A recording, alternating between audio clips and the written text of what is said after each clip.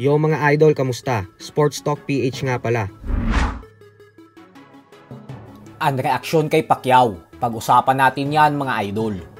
Ngunit bago ang lahat ay huwag kakalimutang mag-subscribe at i-click ang notification bell button for more sports talk.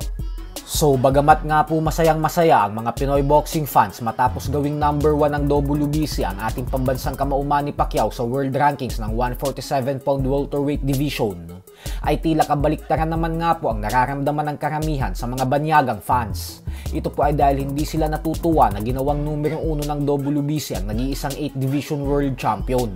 Base po kasi sa kanilang mga reaksyon at komento sa social media, ay halos lahat ito negatibo, kung saan sinasabi nila na isang malaking joke umano ang WBC.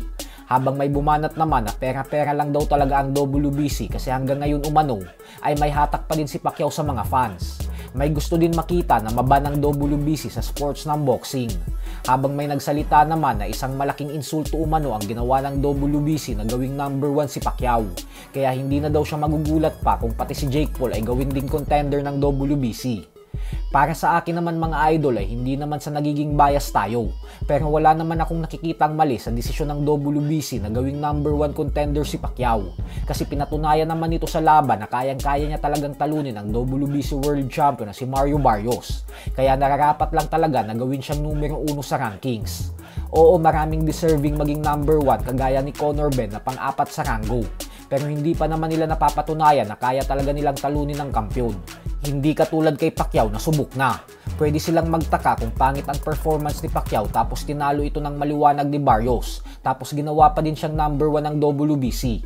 Pero sa sitwasyon na ito na tabla ang naging resulta ng kanilang sagupaan, ay tama lang talaga ang naging desisyon ng WBC. Sa kabilang banda naman mga idol ay kung sakali nga pong maitawid ng undisputed super middleweight world champion Canelo Alvarez ang kanyang laban kontra kay Terence Crawford sa susunod na buwan, ay malaki po ang tsansa na sunod niyang makakasagupa ang current undefeated British knockout artist na si Hamza Sheeraz. Ito po ay dahil matapos talunin ni Sheeraz via knockout si Edgar Berlanga, ay ginawa na din siyang number 1 contender ng WBC sa super middleweight division.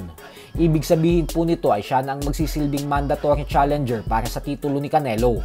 Halo-halo naman ang naging reaksyon ng mga fight fans at potensyal na sagupaan ng dalawa.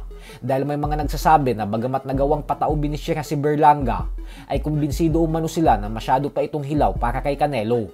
Habang may mga nagsasabi naman na magandang laban daw ito, kasi nagawang in-knockout ni Sheeraz si Berlanga, bagay na bigong gawin ni Canelo noong makatapat niya si Berlanga. Kaya may palag daw talaga itong si Sheeraz sa Mexican superstar. Pero ganun pa man nga po ay kailangan munang manalo ni Canelo kay Crawford bago tayo makaabante sa potensyal na sagupaan nila ni Sheeraz. Dahil kapag nasilat si Canelo, ay baliwala po ang lahat ng usapin na ito. So hanggang dito na lang po muna tayo mga idol.